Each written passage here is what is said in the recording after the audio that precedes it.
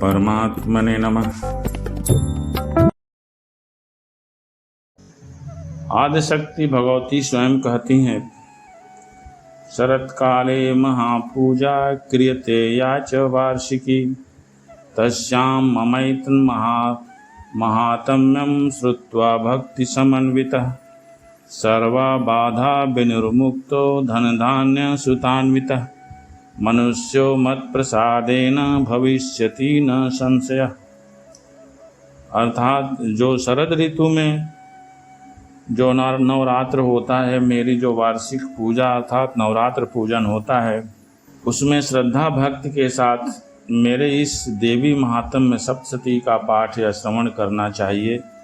ऐसा करने पर निसंदेह मेरी कृपा प्रसाद से मानव सभी प्रकार की बाधाओं से मुक्त होता है और धन धान्य पशु पुत्र आदि संपत्ति से संपन्न हो जाता है। शक्ति दर्शनानुसार पर ब्रह्म से अभिन्न आदि शक्ति पराम्बा की उपासना इसलिए की जाती है कि वह साधक को मुक्त और भुक्त दोनों का अवदान देती है और उपरोक्त श्लोक में भगवती श्री मुख से उसी मुक्ति और भुक्त दोनों को प्रदान करने वाले हैं। यह भोग और मुक्ति यह केवल महामाया भगवती पराम्बा के ही साधना से मिल सकता है और कहीं किसी साधना से नहीं मिल सकता है। यदि और किसी की साधना करेंगे तो या तो भोग मिल सकता है या मुक्ति मिल सकती है, लेकिन माता जगदम्बा की आराधना से भोग और मुक्ति दोनों मिल सकती है। इसलिए प्रायः जिन्हें शक्ति की उपासना करनी होती है माता जी की ही उपासना करता है, लेकिन इसमें यह डर भी होता है कि वह आसुरी वृत्ति के तरफ चला जाता है। आसुरी वृत्ति के तरफ जाने पर उसका नाश भी स्वयं माता जी ही करती हैं। इसलिए जहाँ कहीं भी असुरों का नाश हुआ है वहाँ सारी मातृशक्तियाँ ही काम की हैं और जहाँ से शक्ति मिलती है वह शक्ति पुनः वापस ले ली जाती है। एक कहानी पढ़ी थी योगानंद जी के आत्मकथा में कि एक साधक था, किसी गुरु के शरण में गया, वो मुस्लिम था और 20 सालों तक अथक साधना के बाद उसके गुरु ने एक मंत्र दिया और उससे कहा कि इसकी साधना कर लो। संसार में इस मंत्र के जप से तुम्हारी आवश्यकताओं की पूर्ति हो सकती है, जिससे कि साधना के लिए तुमको कहीं और किसी पर निर्भर नहीं होना पड़ेगा। और यह साधना का मंत्र था, हजरत हमें यह सामान दे दे। इस प्रकार जब वह 20 साल के बाद पूर्ण साधना करके वापस लौटा तो उसने उस मंत्र को आजमाने की कोशिश की। तो वह जहाँ पढ़ता था वहाँ बहुत सारे बच्चे रहते थे और वह भी स्वयं अध्ययनरत था। वह जब देखता था कि उसके दोस्त पैसा या बहुमूल्य सामान अलमारी में रख करके कहीं चले जाते थे तो वह बस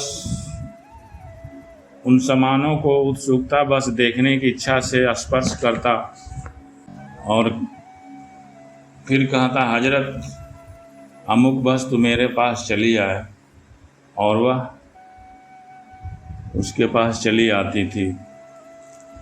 इस तरह से छोटी मोटी पहले उसने चोरियां शुरू की, उस मंत्र का दुरुपयोग करना शुरू कर दिया। उसके बाद जब उसे कहीं जाना होता था तो रेलवे स्टेशन पर भी जाता था तो टिकट हाथ में लेकर उसे वापस कर देता था और कहता था उसे नहीं जाना है, और जाके ट्रेन में बैठ जाता था और कहता था हजरत वह टिकट मुझे ला कर दे दे। इस तरह से जहाँ कहीं भी जाता था वो टिकटों की भी चोरी करना शुरू कर दिया। धीरे धीरे बैंक से पैसे भी चोरी करना शुरू कर दिया। वह कहीं भी जाता उस वस्तु का स्पर्श कर लेता और पुनः वापस करके दूर जाके कहता हजरत हमें वह वस्तु वापस ला दे। लेकिन धीरे धीरे यह बात चारों तरफ फैल गई कि कोई मुस्लिम युवक इस तरह से ठगी कर रहा है। यह बात धीरे धीरे उसके गुरु के कानों में पड़ी। गुरु को अफसोस हुआ कि मैंने कहाँ कुपात्र को मंत्र दे दिया जिससे कि वह लोक कल्याण के भलाई की जगह वह लोक विनाश का काम कर रहा है। तो उनके गुरु ने एक उपाय सोचा। वो एक वृद्ध का रूप बनाकर और हाथ में एक बहुत बड़ा झोले में सोने का पिंड लेकर के जिधर वो जा रहा था उससे आगे आगे चलने लगे। वह संजोगवश गुरु को पहचान न सका कि यही हमारे गुरु हैं, क्योंकि वह वृद्धा का भेष बनाए हुए थे। जब वह उनके पास पहुंच गया तो वह उनसे बोला कि अरे आप बहुत वृद्ध लग रहे हैं, आपका झोला बहुत भारी है। वो वृद्ध महोदय लड़खड़ा भी रहे थे। तो लाइए मैं आपकी सहायता कर देता हूँ। क्योंकि उसे चोरी करने की आदत पड़ गई थी तो वो सोच रहा था कि झोले में ज़रूर कुछ न कुछ ऐसी चीज़ होगी जिससे वृद्ध महाशय उठा के चल रहे हैं लेकिन चल नहीं पा रहे हैं। वह झोला खोल कर देखता है तो उसके अंदर सोने का एक गोला पड़ा हुआ था। वह कुछ दूर तक चला और वृद्ध महोदय से कहा कि अब मैं दूसरे रास्ते जा रहा हूँ, हमारा रास्ता इधर है, आपका रास्ता उधर है। वह उनका झोला दे करके वापस दूसरे दिशा में चला गया और कुछ दूरी पर जाकर वही मंत्र पढ़ने लगा कि हजरत वह सोने का गोला मुझे ला कर दे दे। तो वह गोला उसके पास नहीं गया। बहुत कोशिश किया लेकिन वह गोला उसके पास नहीं गया। अंत में जब उसके गुरु ने देखा कि वह बार बार जो है उसी मंत्र को पढ़ रहा है, कोई असर नहीं कर रहा है, तो गुरु ने कहा अब हजरत तुम्हारा काम नहीं करेगा। तुम लोक कल्याण की जगह तुम लोक का नाश ही शुरू कर दिए थे, चोरी करना शुरू कर दिए थे। मैंने तुम्हें यह मंत्र दिया था कि तुम्हें अपने जीवन की उन आवश्यकताओं को पूर्ति करना रहता है जिससे लोक कल्याण हो और तुम्हारा भी उसके साथ कल्याण हो जाए। इसलिए अब हजरत यह काम नहीं करेगा, जो तुम चाहोगे वह नहीं करेगा। वह गुरु के पांव पर पड़ गया और बोला कि हमें क्षमा कीजिए, हमारी कम से कम ज़रूरत की चीज़ों को तो पूरी करने की शक्ति दीजिए।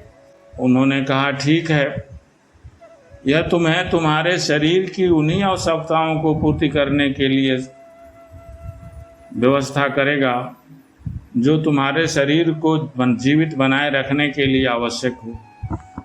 और यह कहकर उनके गुरु चले गए। तो कहने का तात्पर्य यह है कि कोई भी मंत्र, कोई भी ईश्वरी तंत्र या कोई भी दैवी शक्ति हमारी तभी तक सहायता करती है जब तक कि हम लोक कल्याण की भावना अपने अंदर रखते हैं और हमारा हृदय सरल होता है, सबके कल्याण की भावना रखते हैं। यह बात सत्य भी है कि जहाँ हम सबके कल्याण की भावना रखते हैं, ईश्वर हमारी भी कल्याण की व्यवस्था कर देता है। तो यहाँ वही बात कही गई है कि शक्ति की उपासना प्रेम से और सरल भाव से करना चाहिए, जिससे कि माता अगर जो प्रसन्न होती हैं तो तुम्हारे लिए भुक्ति और मुक्ति दोनों की व्यवस्था कर देती हैं।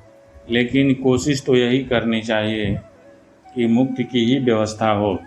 इस तरह से देवी महात्म्य के पाठक के विषय में दो बातें कही गई हैं। ये विचारणीय है कि देवी महात्म्य को सप्तशती के रूप में सभी जानते हैं और यह भी जानते हैं कि सुमेधा ऋषि ने राजा सूरत और समाधि वैश्य को 700 श्लोकों मंत्रों के उस ग्रंथ में महाकाली, महालक्ष्मी और महासरस्वती के 3 चरित्र बताए हैं। शेष रह जाता है नवरात्र और इस सप्तशती पाठ का प्राणभूत पाठ के पूर्व अनिवार्य किया जाने वाला नवाण मंत्र का जप। यहाँ इन्हीं 2 विषयों पर संक्षेप में बात करेंगे। इनमें प्रथम नवरात्र पर ही विचार करें। नवरात्र में 2 शब्द हैं, नव प्लस रात्र। 9 शब्द संख्या का वाचक है और रात्र का अर्थ है रात्रि समूह, काल विशेष। इस नवरात्र शब्द में संख्या और काल का अद्भुत सम्मिश्रण है और यह नवरात्र शब्द नवानाम रात्रिणाम समाहार नवरात्रम रात्रः नाहम पुंसी तथा सांख्य पूर्वे रात्रम, ये पाणिनि जी ने लिखा है। यूं ही द्विरात्रम, त्रिरात्रम, पंचरात्रम। पंचरात्र आदि में विष्णु रात्र, इंद्र रात्र, ऋषिराज आदि पर तत्व ज्ञानप्रद और अर्थ तक भी प्रयुक्त है। नवरात्र में अखंड दीप जलाकर हम अपनी इस 9 संख्या पर रात्रि का जो अंधकार आवरण छा गया है अप्रत्यक्षतः उसे सर्वथा हटाकर विजया के रूप में आत्म विजय का उत्सव मनाते हैं। विजयदशमी आत्म विजय का उत्सव होता है और कोई उत्सव नहीं होता है। जब हम अपने अंदर से, अपने स्वयं के अंदर से सारी बुराइयों को समाप्त कर देते हैं, अंधकार समाप्त हो जाता है, यही आत्म विजय है। और विजयदशमी इसी आत्म विजय का उत्सव होता है। बाकी लोकाचार में जो होता है वो तो लोग करते ही। ध्यान रहे कि 9 संख्या अखंड अविकारी एक रस ब्रह्म ही है। आप 9 का पहाड़ा पढ़िए और देखिए कि पूरे पहाड़े में 9 ही 9 अखंड ब्रह्म की तरह चमकते रहेंगे। अंत में यही 9 खंग ब्रह्म बन जाता है। 90 इसी प्रकार वर्ष के सामान्यतः 360 दिनों को 9 की संख्या में बांट दें तो 40 नवरात्र हाथ लगेंगे। तांत्रिकों की दृष्टि में 40 संख्या का भी बड़ा महत्व है। 40 दिनों का एक मंडल कहलाता है और कोई जप आदि करना हो तो 40 दिनों तक बताया जाता है। कदाचित हमारे नवरात्र वर्ष भर के 40 नवरात्रों की एकांश उपासनार्थ कहे जा सकते हैं। वैसे देवी भागवत में 4 नवरात्र 40 के दशमांश में निर्दिष्ट है। 2 तो अति प्रसिद्ध ही है। जो कुछ हो, इन 40 नवरात्रों में से 0 को अलग कर दें और केवल 4 को लें तो वर्ष के 4 प्रधान नवरात्र बन जाएंगे। जो एक चैत्र का होता है, दूसरा आषाढ़ का होता है, तीसरा आश्विन का होता है, चौथा माघ का होता है। ये शुक्ल पक्ष की प्रतिपद से नवमी तक जो हमारे 4 पुरुषार्थों धर्म, अर्थ, काम और मोक्ष के प्रतीक बन सकते हैं, इनमें से 4 को दोनों में विलीन कर दें, विनियोग द्वारा अर्थ को धर्म में और काम को जिज्ञासा रूप बनाकर मोक्ष में अंतर्भूत कर दें तो पुरुषार्थों के प्रतीक रूप से 2 ही सर्वमान नवरात्र हमें हाथ में लगते हैं। वार्षिक या वासंतिक नवरात्र चैत्र शुक्ल प्रतिपद से नवमी तक और दूसरा शारदीय नवरात्र आश्विन शुक्ल प्रतिपद से नवमी तक। इन दोनों नवरात्रों की सर्वमान्यता और मुख्यता भी सकारण है। मानव जीवन की प्राणप्रद ऋतुएं मूलतः 6 होने पर भी मुख्यतः 2 ही हैं, शीत ऋतु और ग्रीष्म ऋतु। आश्विन से शरद ऋतु से शीत तो चैत्र से बसंत से ग्रीष्म शुरू होता है। यह भी विश्व के लिए एक वरद मिथुन जोड़ा बन जाता है। एक से गेहूं अग्नि तो दूसरे से चावल सोम। इस प्रकार प्रकृति माता हमें इन दोनों नवरात्रों में जीवन पोषक अग्नि सोम के जुगल का सादर उपहार देती है। यही कारण है कि ये 2 नवरात्र 9 गौरी या परब्रह्म श्री राम का नवरात्र और दूसरा नौ दुर्गा या सबकी आदि महालक्ष्मी के नवरात्र सर्वमान्य हो गए। फिर भी शक्ति और शक्तिमान में कोई अंतर नहीं होता है। अधिकतर शादी नवरात्र पर ही उपासक निर्भर करते हैं और इसलिए भगवती ने भी लेखारंभ के श्लोक में इसी एक नवरात्र की उपासना की फलश्रुति अपने वचन में बताई है। अब हम 9 दिन ही शक्ति की उपासना क्यों करते हैं, इससे अधिक या कम क्यों नहीं? एक तो यह दुर्गा माता 9 विद्या हैं अथवा 9 दिन रखे गए। दूसरा, नवरात्र को वर्ष के दिनों का 40वां भाग बताया गया, वह भी हमें दुर्गा पूजा के 9 दिन रखने का समर्थन करता है। तीसरा, शक्ति के गुण 3 हैं, सत्व, रजस और तम। इनको त्रिवृत तिगुना करने पर 9 ही हो जाते हैं। जैसे जगोपवीत में 3 बड़े धागे होते हैं और उन तीनों में प्रत्येक धागा 3-3 से बना है, वैसे ही प्रकृति योग माया का त्रिवृत गुणात्मक रूप 9 विधि ही होता है। महाशक्ति दुर्गा की उपासना में उसके समग्र रूप की आराधना हो सके, इस आशय से ही नवरात्र के 9 दिन रखे गए हैं। ऐसी और भी युक्तियां हैं पर लेख इतना ही सीमित कर दिया गया है। दूसरा विवेचनीय विषय नवाण मंत्र लें। नवाण मंत्र ही माता का मुख्य मंत्र माना जाता है। भगवती की उपासना में यह मंत्र शक्ति उपासकों का प्रधान आलंबन है। इसका स्वरूप है ऐं ह्रीं क्लीं चामुंडाय विच्चे। मनन से त्राण करने वाला मंत्र अत्यंत गोपनीय होता है। यह मंत्र शब्द का अर्थ ही बताता है, फिर भी साधक के लिए इसका इतना गोपनीय रहना भी उचित नहीं है कि वह भी इसके अर्थ से अवगत न हो।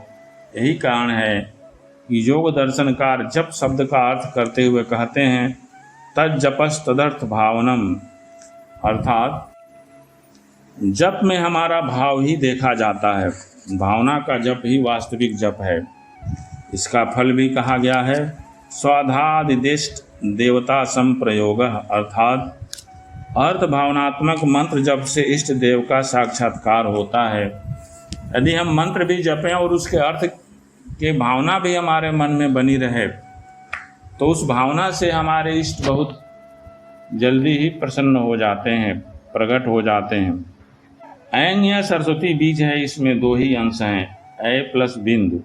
ऐ का अर्थ सरस्वती है और बिंदु का अर्थ है दुख नाशक, अर्थात सरस्वती हमारे दुख को दूर करें। यहाँ भुवनेश्वरी बीज के ब्याज से महालक्ष्मी संस्तुल्य हैं। अत्र सद्रूपात्कम कमलहालक्ष्मी रूपस्य भुवनेश्वरी मंत्रेण संबोधम मिति डामर व्याख्याभ्यास्यम अत्र कल्पित प्रपंचना निराशाधिष्ठान प्रोक्ता। क्लीं यह कृष्ण बीज काली बीज एवं काम बीज माना गया है।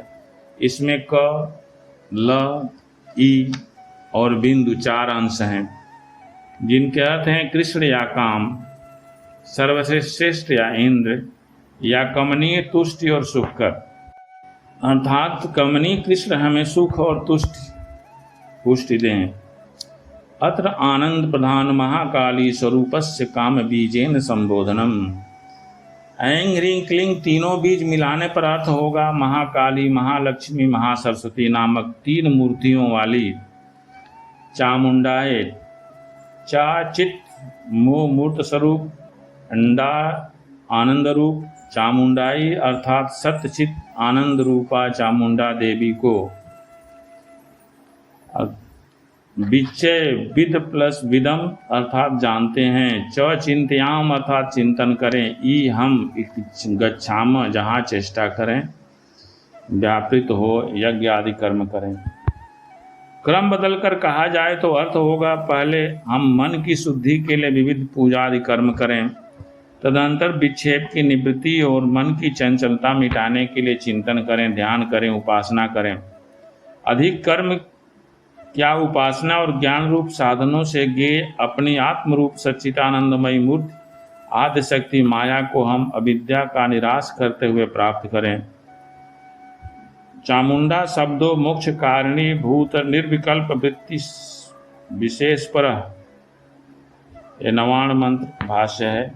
डाबर तंत्र में भी लिखा गया है, निर्धूत निखिल ध्यावंते नित्य मुक्ते परात्परे अखंड ब्रह्म विद्याये चित सादानंद रूपिणी अनुसंधद्महे नित्यं वयं त्वां हृदाम्बुजे इत्थं विशद्येषा या कल्याणी नवाक्षरी अस्सा महिमलेशोपि गदीनुम केन शक्यते विद प्लस प्लसी अर्थात नमस्कार करें और जानें। यह संबोधन है अर्थात हे माता। इस प्रकार से कि वह ई ऐसा पदछेद करें तो उसका अर्थ होगा ई महे यच्चा में, अर्थात हम तुमसे याचना करते हैं। भाव यह है कि तुम माता से तुम्हारे पुत्र हम लोग तुम्हारे चरणा बिंदुओं में अटल भक्ति प्राप्त होने की प्रार्थना करते हैं। और पूरे मंत्र का भावार्थ यह निकलता है कि हम महाकाली, महालक्ष्मी और महासरस्वती नामक 3 मूर्तियों से विशिष्ट तथा सत्यचित्त आनंदात्मक ब्रह्म स्वरूप आदि योग माया को प्राप्त करने के लिए पूजा एवं ध्यान द्वारा उसे जानते हैं। इसी से स्पष्ट हो जाता है कि यह शक्ति पर ब्रह्मात्मिका ही है। आप ब्रह्म नाम से उसकी उपासना करें या शक्ति नाम से, दोनों में कोई अंतर नहीं है। इस प्रकार से यह नवरात्र हम क्यों मनाते हैं और उसका क्या महत्व है, उससे क्या हमें प्राप्त होता है, उसका वर्णन है। हम आगे देखेंगे ब्रह्म विद्या गायत्री और उनकी उपासना कैसे की जाती है। जय माता।